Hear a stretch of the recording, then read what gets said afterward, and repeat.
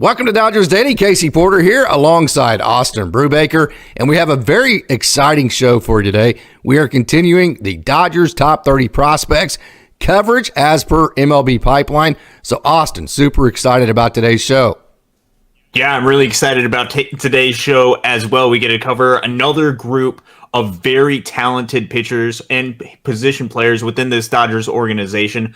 A lot of talent is in this farm system, even outside of the top 10. And so we're going to be able to take a look at some of these guys. According to MLB Pipeline's latest list, we're recording this as of the end of January. There's going to be an updated list at some point in the future. But as of right now, these are MLB Pipeline's number 11 through 20 prospects in the Dodgers organization. A ton of really good, talented players that will be on the Los Angeles Dodgers at some point in the future.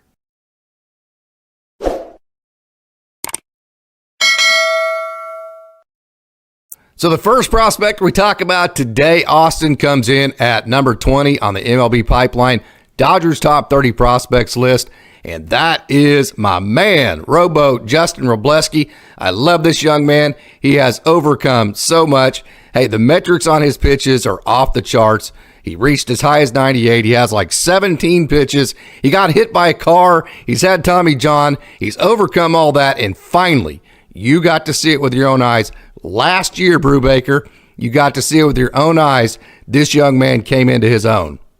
Oh boy, did this guy come into his own. As you said, Wrobo is a phenomenal pitcher. He really was the ace. He was the consistent starter for the 2023 Great Lakes Loons, which won a Midwest League East Division championship this past season. And he put up just some incredible numbers, and he just seemed to get better and better as the season went along. So looking at some of his numbers, he had a 2.92 ERA, a 3.22 FIP, a 3.60 expected FIP, 3.63 SIERA. All of those well above league average, talking about a 1.30 ERA plus. Really good, really dominant stuff. Over the course of the season, looking at individual aspects that he can control, he had a 26% strikeout percentage, about an 8.3 walk percentage. Only gave up 0.53 home runs per 9. So he was pretty good at striking guys out, limiting the walks, and was really good at limiting the long ball as well, which goes to his .108 ISO against. So Justin Wrobleski, very dominant, 109 strikeouts this past season. He throws gas. He has a ton of different pitches that are able to move around the zone really well. And what I like most about Justin Wrobleski is the fact that he seemed to get better, and he showed up at the most important moments of the season. He was the Game 1 starter for the Great Lakes Loons against the Fort Wayne Tin Caps in the Midwest League Division Series, which he had a amazing outing for the Great Lakes Loons, pitched 5 or 6 innings, struck out a ton of guys. He got even better when the season was on the line in Game 2 against Cedar Rapids, which he pitched the 4 innings that he was able to during that rain-shortened game. He was just so good, so dominant, so phenomenal. You have to watch those 2 games to get a good appreciation for just how good Justin Wrobleski is, which I remember having a conversation with Casey early in the Great Lakes season this past year, and you told me, watch out for this guy. Just continue to watch him pitch. He's just going to get better and better, and he was able to do that through this past season. I expect that to translate as he goes throughout this farm system, as he continues to Tulsa, to Oklahoma City, and eventually to Los Angeles. This is a really cool moment right here. I'm going to click back over to this. This is Justin Wrobleski, Oklahoma State, my Oklahoma State boy here. That's Max Hewitt catching, my Oklahoma State boy. Matter of fact, 2 of my favorite Oklahoma State baseball players of all time. Max Hewitt is just unbelievable. Matter of fact, got a chance to talk to Max just a couple of days ago. He's actually in Stillwater right now, working some Oklahoma State camps. And by the way, so you got Justin Wrobleski pitching to Max Hewitt, both Oklahoma State boys. They are pitching to Jace Young, who went to Texas Tech. And I can tell you, Jace Young, Oklahoma State and Texas Tech, especially that 2019 team, they had some knockdown, drag-out brawls. And his older brother, Josh Young, by the way, is one of the best prospects for the Texas Rangers in their organization. And so the Young brothers at Texas Tech are just simply fantastic. So actually, after this game, I messaged Wrobo. I said, man, how cool was it to get Jace Young out? I think it's the first time we've ever gotten him out with an Oklahoma State guy. And he chuckled. He said, yeah, that was a heck of a lot of fun. So I wanted to show you that little interaction between that battery. Those are some of the cool anecdotes that happen just every night at the minor league level that are really, really neat. So Wrobleski, several different pitches. You've seen the slider. You've seen the big fastball. You've seen the curveball. He is able to throw the back foot to the right-handers. He's able to throw the back door to the lefties. He's able to turn the ball whichever way he wants. And, by the way, he has great command and control. So a lot of guys, a lot of people, they've seen Maddux Bruns on the top prospects list, and for great reason. Maddux Bruns is awesome. Matter of fact, Maddux Bruns had his fastball in the strike zone north of 60% of the time for the last 2 months of the season. And for him, that is game, set, match if he's able to do that. But having said that, Justin Wrobleski is another lefty that you need to be talking about right alongside Maddux Bruns and right alongside Ronan Kopp. Wrobleski is that good. Yeah, and one thing I want to make sure that Dodgers fans mention, it's not just that he has all the pitches, he also throws some serious gas behind that fastball too. It is 96, 97. I think I saw it touch 98 at some point this last season. And coming from a starting pitcher, that is really good, really dominant stuff. Justin Wrobleski, he's just going to continue to keep getting better as he moves up the levels in this minor league system. Dodgers fans, if you don't know about Justin Wrobleski, Wrobo, be sure to watch out for him and continue to look out for this guy. He's going to make a serious impact for the Los Angeles Dodgers. He has just the coolest confidence that you'll ever meet. I mean, he's like the coolest cat you'll ever meet. Super confident, super laid back, super nice, super humble. You put all those together and multiply that by about times 10, that's how much confidence he has. But it doesn't come off like it's arrogance. He's still a super cool dude. And by the way, he is an elite athlete. He can dunk. He can still dunk, even as I'll say it, even in his old age, right? Okay, he can still dunk. And then also just talking to, just from what I know about when he was at Oklahoma State and then talking to the people now that he's with the Dodgers, he is the most rigid human being you will ever meet in terms of his diet and his routine. You talk about, to the minute, every single day of his life, his routine is absolutely spot on. It impresses everybody that he works with, and his diet is just simply incredible. So this is a young man that is super talented. He's finally healthy. We've gotten to see it, and he has all the intangibles around him. I talked to Tom Kunis today, the scout, and I'm going to release that interview, and I talked to him some of the things that he looks for in people, and it's all the intangibles. I mean, he said that several different times, and so I'm just telling you, Justin Wrobleski, when you talk about diet and all the things that you have to do off the field, he does them all. So super excited about him. Let's dive into our next guy here, and that would be Jose Ramos. Jose Ramos, a very talented young man out of Panama. He is just an incredible athlete, has a world of power. You can see right there, a lot of lift in his swing. We're going to see him swing the bat quite a few times tonight. I will kind of explain what I mean when I say he has some lift in his swing. This is a five-tool guy. This is a guy that can hit for power. This is a guy that can hit for average. This is a guy that can run. This is a guy that can play defense. I would say, though, the 7 stolen bases, I've whined about this quite a bit. I think you've had to be probably the brunt of that whining the most, Austin. I think with his athletic ability, which is incredible, he should steal more than 7 bases a year. That would be my one thing that I would say about him. But this is a young man. Still, I think he's still very raw. There's still a lot of swing and miss in him, but super, super toolsy and super talented. Yeah, there's a lot of tools. There is a lot of talent that the Dodgers can work with. And you mentioned it. He's from Panama. I actually got to compete in the World Baseball Classic in 2023 for his home country of Panama, which I'm sure was an absolute amazing moment and meant so much for Jose Ramos to be able to play in that, represent his country. You mentioned it. He's got a lot of big tools, and part of those tools is that big time power that he has. He can hit a ball about a mile, it seems like, when he gets a hold of a ball. And he also has a huge arm, a huge cannon in the outfield. He can throw just about as good as anybody in this system and in minor league baseball. In the outfield, just an absolute cannon. He can also play center field a lot too. I know he did that a lot for Tulsa this past season. Diving into some of the numbers, I want to look at both 2022 and 2023 for his numbers. So in 2022, he played for Rancho Cucamonga, the single A affiliate, and Great Lakes, the high A affiliate for the Los Angeles Dodgers. During that season, he had a combined 120 WRC plus, had about a 10.5% walk percentage, about a 31% strikeout percentage. So there's a little bit of those swing and miss numbers, but he was able to generate a .230 ISO, meaning he was able to hit for quite a lot of power.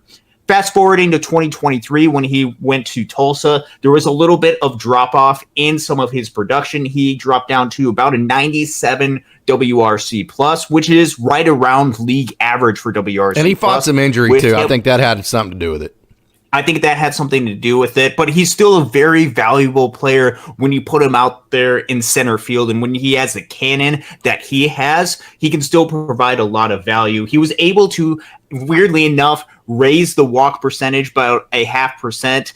The strikeout percentage dropped by 2%, close to 29%. The power was what dropped pretty significantly this past season, down to a .168 ISO. So he still has a ton of power. I think he still has a ton of tools that he can generate, and he can hit for power. He can hit for doubles. He can hit for home runs. And let's remember that in 2022, a Dodgers prospect who's in the top 10 by the name of Andy Pages, in his first season in Double-A Tulsa, dropped down to around league average in Tulsa before, in 2023, before the injury, he really broke out. So with Jose Ramos, he has all of the tools. He has very similar tools, meaning he has power, he's got a great arm, he's got some speed. He can really generate into some of those tools where if he comes out into camp, if he comes out in this next season and really taps into the potential he has, we could be talking about Jose Ramos being a top 10 prospect in this system, being a guy that, man, we might have forgotten about him, but he's going to come back and make a huge difference because he has all the tools to make a great outfielder for the Los Angeles Dodgers. Yeah, and when things go right, watch that. Let me back that up. Look at this amount of power. Matter of fact, I can remember Dennis Higgins on the call, and Dennis Higgins, who's done 1 million games. Matter of fact, he's been around the Texas League for probably 40 years. Look at that right there. That is some massive power. And Dennis Higgins, there is actually like a behind left field, there's a Budweiser deck, and then there's a terrace on top of that, and then there's just kind of a beer hut type thing. This ball here at that beer hut in the air, and all Dennis Higgins could do is just say, wow. I'm not sure I've ever seen a ball hit that far. Yeah, I remember several occasions with Jose Ramos in Dow Diamond, him hitting it outside of the stadium onto Buttle Street back there. He has that type of power. The ball never showed up there. Watch this. You never see the ball in there. You know why? Because that landed on top of that hill and hit the beer hut in the air. That's how much power this dude has. I mean, he has as much power, as much tools, as much talent as anybody in the organization. And you're going to see his defense right here. Nice play. Good defensive player.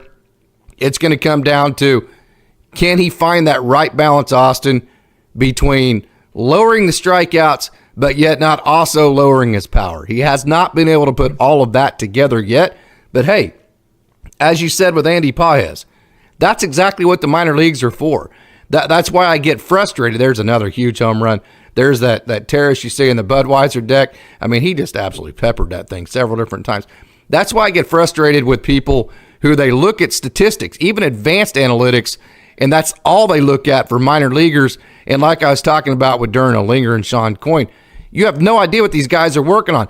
Hey, Jose Ramos is trying to stay inside the ball. He's trying to eliminate a loop. He's trying to lower his strikeout rate, and he's trying to do all of that against 96-mile-an-hour fastballs at a double-A level. So he's trying. See that right there? He tried to stay inside that ball, shoot that ball to right field, which means allowing that ball to get deeper, which that's whenever you identify spin a little bit better, and that's whenever you can reduce your strikeout rates, because if you identify spin, then you can know which pitches to not swing at, which ones to swing at, where's it going to be at, and to barrel balls up. Having said that, that's going to take 1,000 at-bats for Jose Ramos to become good at that type of adjustment, which you don't get at the minor league level in one season.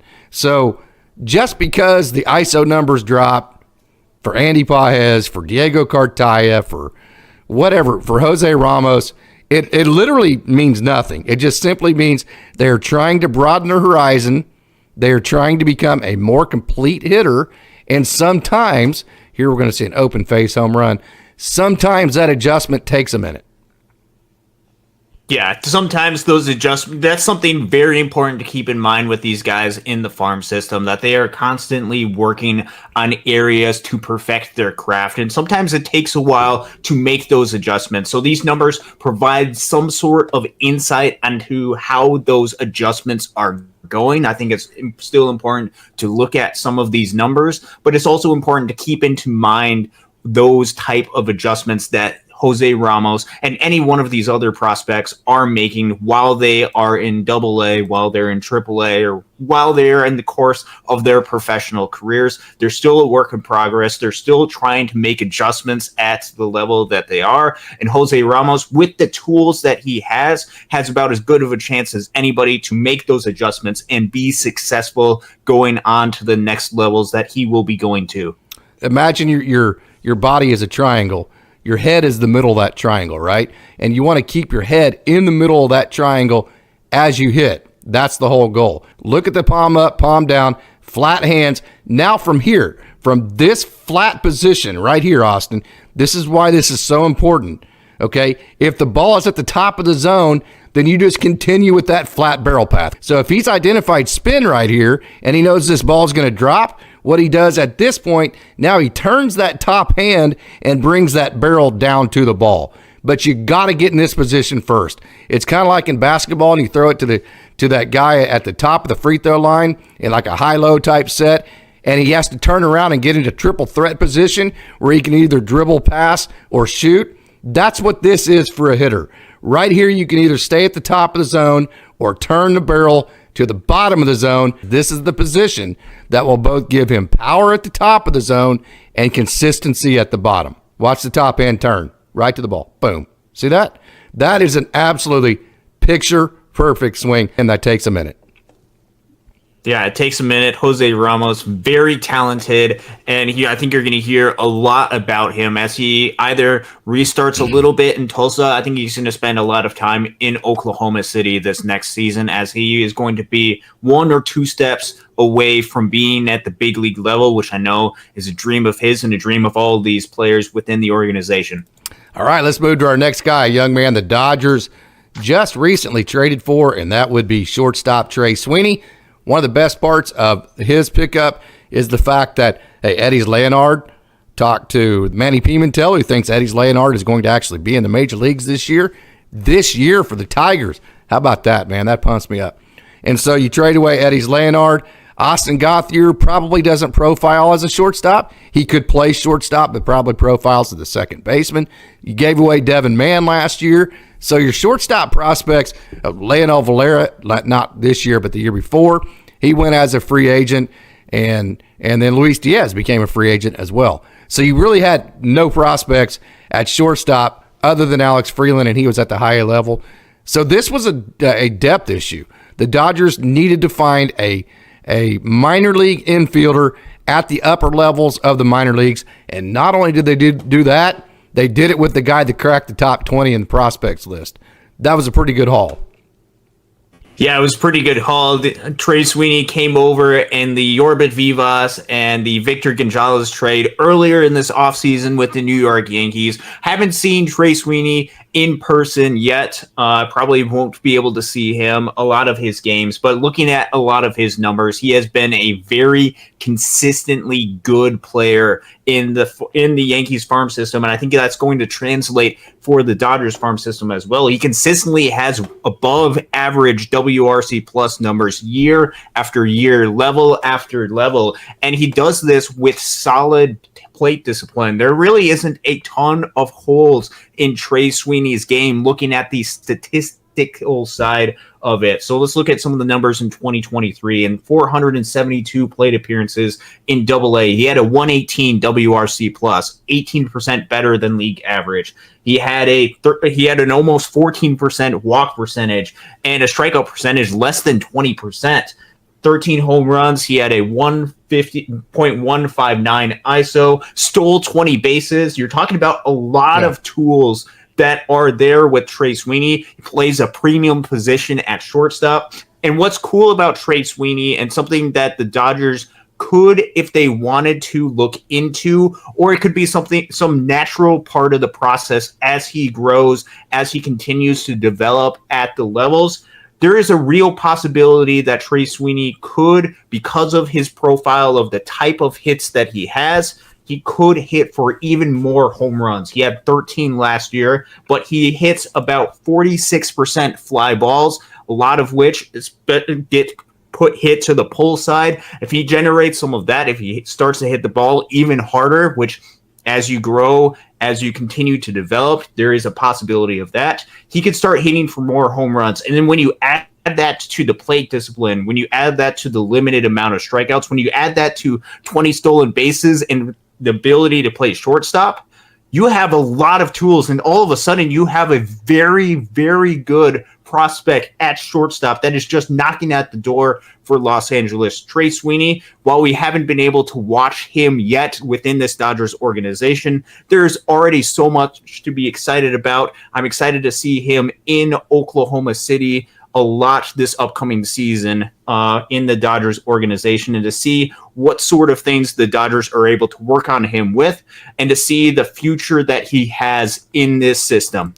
Yep, and a lot of people think that he might end up moving to third base as far as profiling that way. And if Gavin Lux takes this shortstop position and run, you have a young, dynamic, controllable player for a while. So I could easily see that happening. And unless you wanted to say maybe it's a Miguel Vargas, who knows what's going to happen with Max Muncy, I don't think the Dodgers have completely defined who their next third baseman is. So there is a lot of things to decide here in the next couple of years on the left side of your infield, and I think Trey Sweeney is going to be involved in almost all of that. So Trey Sweeney is a very nice prospect that the Dodgers just picked up, so super excited about him, and I am very excited about this next young man that we're going to talk about, an absolute rock star. Going to have a chance to interview him. Trinidad is going to be the translator on this, Mr. Thayron Liranzo. He should be ranked way higher than where he is ranked. He is easily probably a top 5 prospect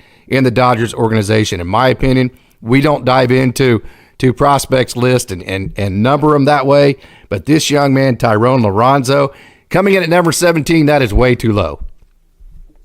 Yeah, that seems low, and I think when the pipeline makes their adjustment for the prospect list, I think you're going to see Thayron Liranzo jump up in those rankings, and it is because of the tools that he has and the level of production that he had this past season. Thayron Liranzo is just phenomenal. Spent the entire season in Rancho Cucamonga, which means I should be able to see him quite a bit in Great Lakes. I'm really excited about that. He has a lot of good tools, and the production was really there last year.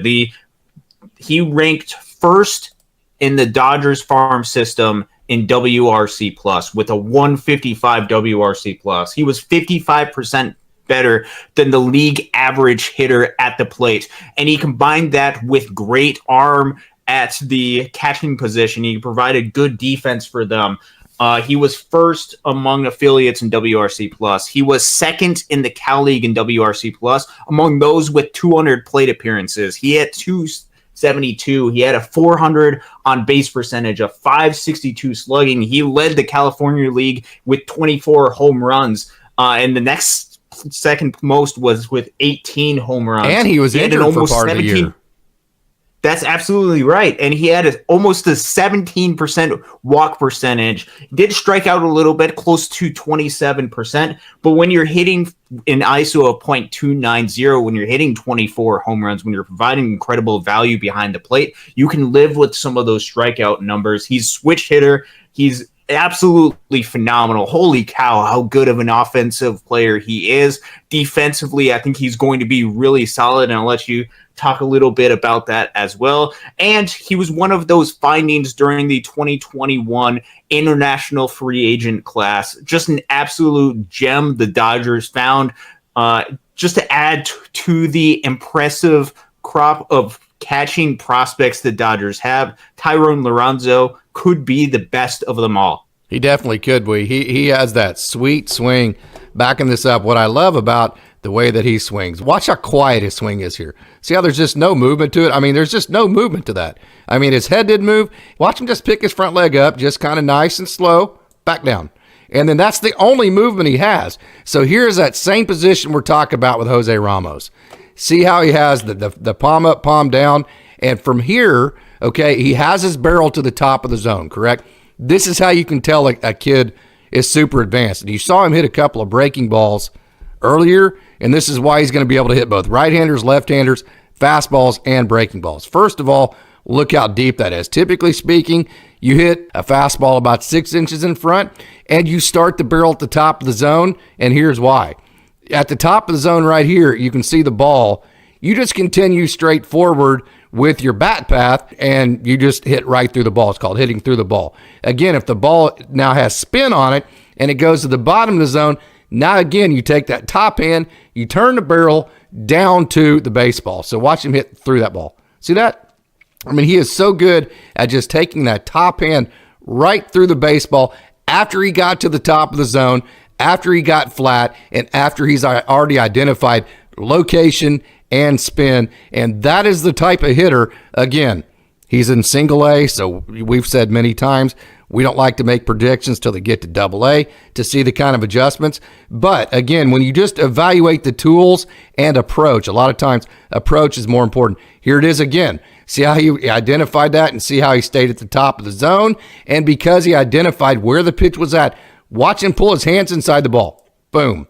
Pull his hands inside the ball and shoot the ball the other way on an inside pitch. Now, from right here, see how that pitch, you can tell right now, Austin, that pitch is going to drop, correct? See how he has identified spin? Now watch him turn that barrel down to that ball. Boom. See that? Let me show you that one more time. He turns the barrel down to the breaking pitch. He identified down to the breaking pitch right there. That right there is why, like I say, I don't like to make projections on a guy in single A because you need to see how they are against the competition of double A, and I stick to that. Having said that, those are the types of things looks for in a young hitter to think that they can project to continue to have success as they move up. Yeah, I think Thayron Liranzo, with the tools that he has, is going to project to move really well in this system. He's got good plate discipline. He's got good power. He's got an incredible arm behind the plate as well. I think Thayron Liranzo is going to make a real impact for the Los Angeles Dodgers in this system as he continues to develop, as he continues to make adjustments. I think he has all the tools to be an incredible player for the Dodgers in the future. Sub 1.8 pop time in a game, Austin. Sub 1.8. That the major league average is somewhere around a 2 pop time. Pop time means by the time the catcher catches it, releases the ball on a runner stealing second base, and gets the ball in the glove of the second baseman, 2 seconds. It's right around league average for the major leagues.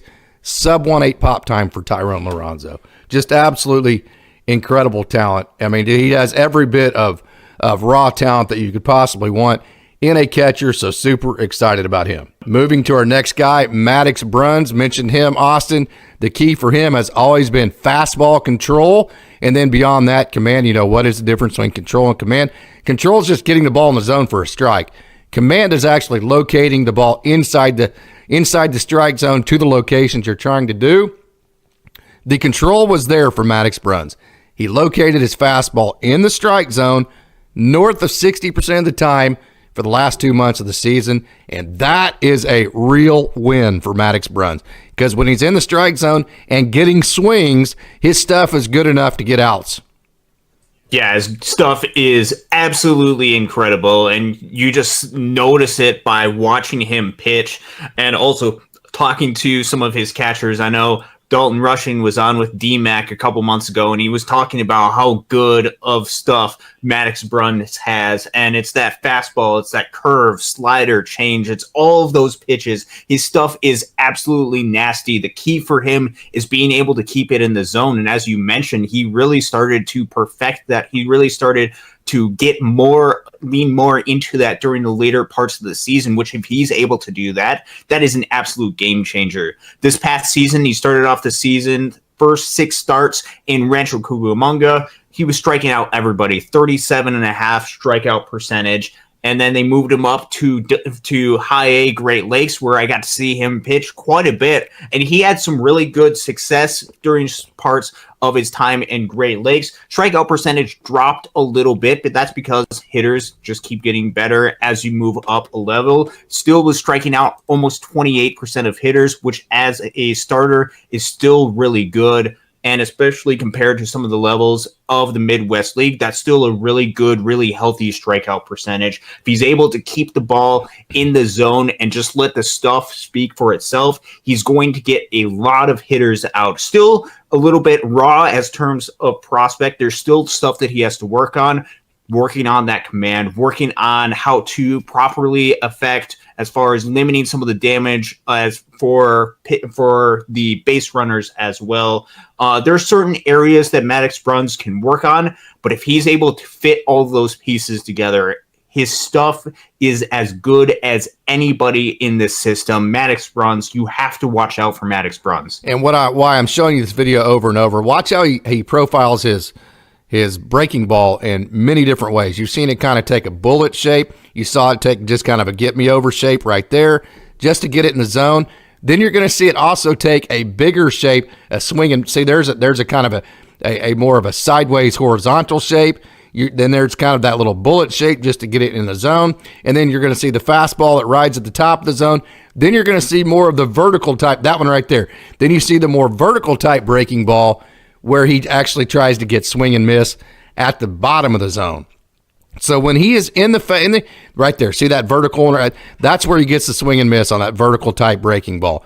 That's why whenever he is able to get his fastball, well, look at that pitch. Wow. When he's able to get the fastball in the zone, and then hitters have to respect the top of that zone with his fastball. So let me back that up, Austin. Let me just ask you this. Imagine being a hitter right here, and you're getting ready to see this pitch right there. Okay? And he just threw you about a 97-mile-an-hour fastball at the top of the zone, so you're having to gear up about right here in the strike zone for that fastball. And then I want to back that up and show you here just a second. Okay, right there. And then that breaking ball starts right here on the inner half, and so you're gearing up for a fastball up here, and the next thing you do, you get that right there. As a hitter, what do you do? Right? I mean, there's nothing you can do. You either can hit the fastball or the breaking ball. You can't do both. That's why his stuff is just so absolutely phenomenal. And also, there's a little bit more an east and west type pitch. When you can also profile your pitches in an east-west direction and a north-south direction, see that east-west right there, that little cutter type look, meaning just more horizontal. Whenever you can throw it that way, like that, and then also you can have the north-south with the high-riding fastball and right there, that high-riding fastball, and then the curveball that we saw that dives into the dirt. Whenever you have both of those type of shapes to your sequences, and you have all the velo behind it, and you're left-handed, you are very talented. That's Maddux Bruns. It's all a matter of, can he actually get the sequences that he's working on in the strike zone to actually get swings? The key to him is, can he get the hitters to swing? Because if they get hitters to swing, that means he's around the zone, and if they are swinging, he's going to get outs. Yeah, and we saw that in a couple of instances in Great Lakes this past season. He had a 9 strikeout performance in Dayton against Dayton, the Dayton Dragons, one of the teams that the Loons really rivaled against during this season in 5 innings. And then in Game 2 against Fort Wayne, he really stepped up when the Loons were down to if they lost, they were going home. He stepped up in a big way, pitched 4 innings, struck out 7 hitters. From the opposing team. So Maddux Bruns, when his stuff is in the zone, it's absolutely phenomenal. You can't talk about how good his stuff is and the upside and potential that he has. And he's going to continue to develop around the best pitching coaches in minor league baseball in this Dodgers system. Maddux Bruns has all the tools, all the upside to be able to grow and develop. That's why the Dodgers picked him as highly as they did. Maddux Bruns is going to do some amazing things going forward for the Los Angeles Dodgers. Let's move to our next guy who I think is way too low again at number 15, and that would be Ronan Kopp, the Velo Donuts. Hey, he kind of looks like Madison Bumgarner, doesn't he? And another thing, too, we've talked about this before, but as he separates, see how the ball is hidden right here? So to a left-handed hitter, right there, you can't see that ball. And then as he comes through, you just don't see the ball. As tall as he is, you just don't see the ball until it's halfway to home plate. And it's like an invisible ball. So when you're talking about a guy who is approaching, matter of fact, Ronan Kopp has thrown over 100 miles an hour in a bullpen session. Now, he has not done it in a game yet, but he has done it in a bullpen, and he is working feverishly to actually hit that 0 in a game. He's a young man that was very good in a starting role, even better once they moved him to the pen because his stuff played up, and he did not need his stuff to play up anymore because it was already nasty enough. So Ronan Kopp, once he went to the bullpen, he was absolutely dominant. Nobody could hit him. Anytime you have powerful, dominant, left-handed stuff coming out of the pen, that is something that gets the organization's attention. Yeah, and Ronan Kopp is an incredibly difficult at-bat for hitters to go up against. He's big, he's tall, 6'7". He's got incredible extension. He is a very good, very dominant pitcher, and he had been a starter for most of this past season, got transitioned into more of a bullpen role, which he really excelled at both of those roles, and especially as they transitioned him to the bullpen role. Last season, he had a 2.99 ERA. That's 28% better than the Midwest League average. 3.36 Sierra, 19% better than Midwest League average. He struck out 36% of hitters, 35.8. That was 4th in the Los Angeles Dodgers system with those 50-plus innings pitched. That was among minor league pitchers with 70 or more innings. That was 2nd in all of minor league baseball. Ronan Kopp, with what he was able to do in his role, he got a lot of innings early as a starter. And then as the season progressed, he got a lot of innings out of the bullpen. He became even more dominant, struck out almost 40.5% of batters in his appearances during the regular season out of the bullpen, struck out a lot of guys during the postseason as well. It was an incredibly difficult at-bat for hitters to get. And you mentioned it. He is a future big leaguer. If he's able to keep the ball in the zone, similar to a lot of these guys in the system, he did do his fair share of walks. But because he was striking out a lot of guys, because he was striking out a lot of guys and avoiding a lot of contact, he was able to avoid damage from opposing hitters. So he's got dominant electric stuff. If he's able to even more keep it in the zone while maintaining a lot of the swing and miss, which you mentioned in his bullpen appearances, struck out almost 40.5% of hitters, he's going to be an incredibly dominant pitcher for the Dodgers in the future out of the bullpen. Whether he gets an opportunity to do that this next season in 2024, whether that is 2025, Ronan Kopp, if he continues with the trajectory that he has, could be a late inning, almost closer type pitcher for the Dodgers. And he's one of those guys that projects so incredibly well. He's got such a bright future behind him. He was so consistent, so good for the Great Lakes Loons in 2023. He pitched out of the bullpen in key, important playoff moments against Fort Wayne, against Cedar Rapids. Throughout the regular season, he had really good key moments, struck out just about everybody in the Midwest League. He is so good at what he does, and that is striking guys out and putting up zeros. Yeah, the thing about him, too, in relief, when they moved him to relief, his last 8 innings, I think that covers like 6 outings. He only walked 2 guys, Austin. So I think the walk thing that you're talking about, I don't think that's an issue in relief. I think that is a starter type relief thing where he's facing guys 2 or 3 times. I think the relief role for him is part of the reason why it works so well for him, because his stuff plays up. And then also because his stuff is playing up, because he's able to max out, he's not having to be as perfect because he's a couple of ticks up in velo. And because of that, he feels like there's a bigger margin for error. And when you feel like there's a bigger margin for error, this happened to Ben Kasparius. When you feel like there's a bigger margin for error because you have a little bit more velo, which kind of gives you some room to breathe with, then you start attacking hitters. That's when you get in the zone, you start throwing strike one. And when you get to strike one, that's when Ronan Kopp really gets nasty. So I do think that the pin roll for Ronan Kopp can also help with the based on ball issue that he has had in the past, at least to an extent. So I'm super excited about that aspect of it as well.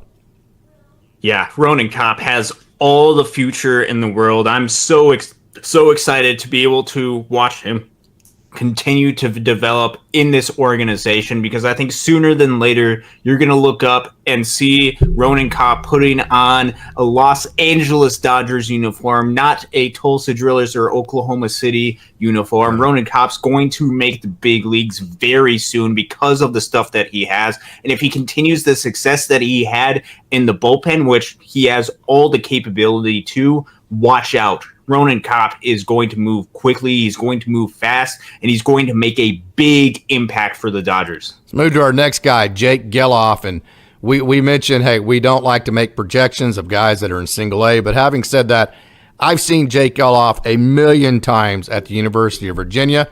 His brother is a major leaguer. If there was ever a young man where you would say at the single A level right now, that guy is going to be in the major leagues, Jake Gelof is that guy. There's kind of a running joke between him and Joe Vitrano, the young man that they drafted out of Boston College. Hey, who actually hits the ball harder? And boy, it's a big competition, because Jake Gelof can absolutely piece up a baseball. And by the way, he plays a position in the Dodgers organization that is definitely a need for young prospects, which is third base.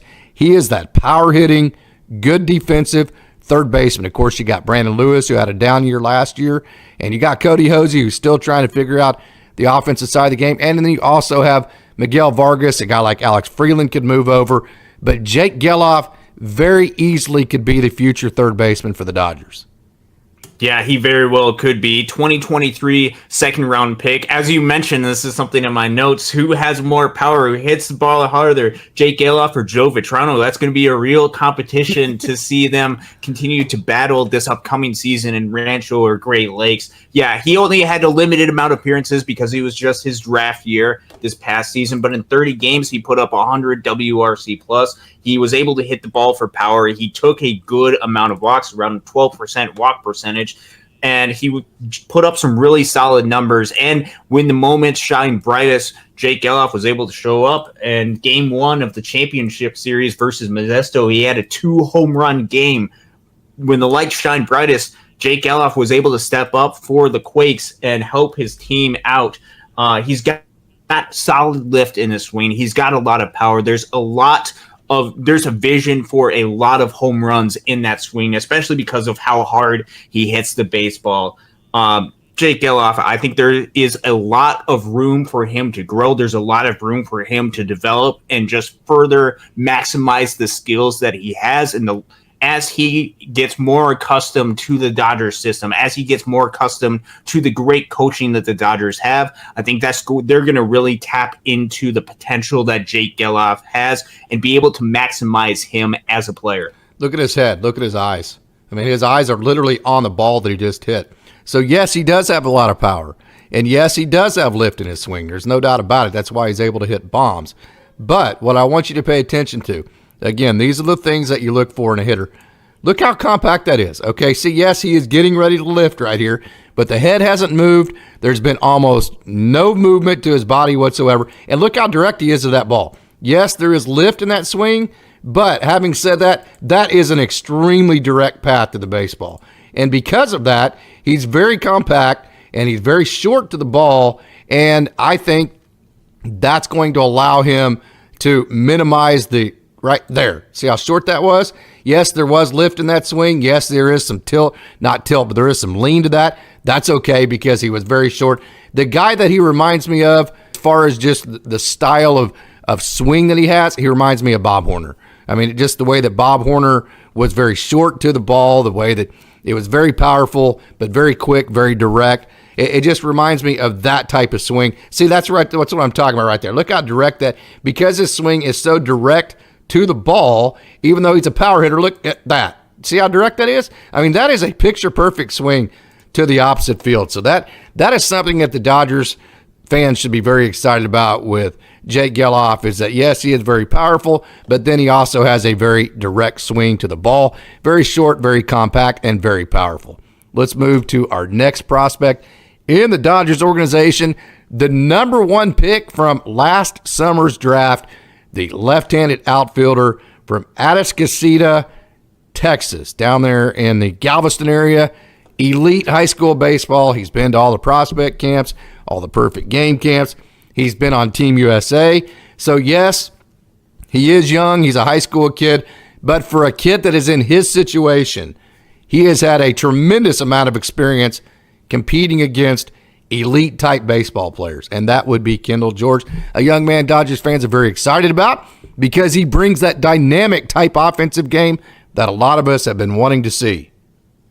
Yeah, it was a little bit of a surprise to see the Dodgers go with Kendall George in the 2023 Major League Baseball draft in the first round, because he's a different type of player than what the Dodgers have, but perhaps that is the exact type of player that the Dodgers need. He has, as Tim Rogers likes to say, 90 grade speed on the 20 to 80 scale. He has some of the, if not the most elite speed in all of the game of baseball. It is that good, which means he's going to be able to tap into it on the base running aspect, on being able to steal a lot of bases. But he also has a good, solid hit tool about him too. Last season, we only got a small sample, which I was actually surprised he even got playing time in Rancho Cucamonga, but he was able to run away with the playing time that he got. He had 50 plate appearances, put up a 155 WRC plus, hit 381 with a 468 on base percentage, a 429 slugging with 12% walk percentage, which again, small sample size, had 6 stolen bases in those 50 plate appearances. That just provides a little bit of a sample of what Kendall George is going to be able to provide. He's not a big, powerful guy, but you have to lean into the tools that Kendall George has and what he's able to produce with those specific tools, which in this Dodgers system, there's not a ton of guys with the incredible amount of speed that he has. He has perhaps the best speed in the game of baseball. If he's able to hit a lot for even just some of those singles and maybe some doubles as well, he can turn those singles into doubles. He can steal third base. He can provide a lot of unique tools and talents that maybe behind the power department might not be there, but I think he can still grow and be an incredibly valuable contributor to the Dodgers. He has a lot of upside, and there's a reason why the Dodgers decided to take a chance on Kendall George, and I think it's going to pay off for the Dodgers. All right, the next young man that we have on our list at number 12 is Joendry Vargas. I have never seen him play, so I'm going to turn this one over to you, Austin. Yeah, so with Joendry Vargas, this is probably going to be our shortest segment on a player just because we haven't had a chance to be able to watch him play at all. We don't want to draw too much of a conclusion if we haven't actually seen him. But there is a lot of hype about Joendry Vargas. He was signed last January at 17 years old. There's some good articles. I know Dodgers Nation put out a really good article about him. He put up some really good numbers in DSL. Now I want to make a little bit of a statement before we dive into this numbers. Be sure to take with these numbers with a grain of salt. These guys are really young. You're not going to be able to see truly how good they are just by looking at the DSL numbers. Even saying that he put up a 149 WRC plus in his appearances, walked just about as much as he struck out, close to 15%, 14.4 to 14.9%. Had 19 stolen bases, was able to hit for power. He's a guy who has a ton of tools, could potentially stick at shortstop if things work out. If not, he can move over to third base. He's got a lot of different tools. He's got a lot of helium. And I think as he continues to develop, he's going to be a guy that Dodgers fans are going to see a lot on these type of lists. Again, this is very early projections into Joendry Vargas. So we don't want to take too much time just because we haven't seen him, but there's a lot of reasons to be excited about the young prospects coming up that are signed as international free agents. I know Casey just did a show about the international free agents that they just signed recently. Joendry Vargas is one of the guys from the last signing class that there's a lot of reason to be excited about for him. 6'4", 175 pounds. So the frame is one thing to be very excited about, and from everybody that I've talked to, they're super impressed with his defense, offense. So he is a very, very, very exciting young prospect. Can't wait to get to see him at Rancho and get some video on him. So let's move now to our number 11 prospect in the Dodgers organization, and we are not going to spend a whole lot of time on him, and the reason is that we have covered him and covered him and covered him a lot. And then also, Austin, to be honest with you, Kyle Hurt, who you're seeing right here, should not be in this video because he should not be outside of anybody's top 10 list for any organization. There's no way he's number 11. Yeah, he is just too good for that. And even though we've talked about Kyle Hurt for so long, for so many good reasons, I think it's important to go over some of these numbers again. Yeah. So I'm going to go over some of the numbers and let the production that he had at AAA, at AA speak for itself. Obviously, Dodgers fans got to see a brief glimpse of him in Dodger Stadium against the Padres this past season, but he split a lot of time in AA. He split some time in AAA.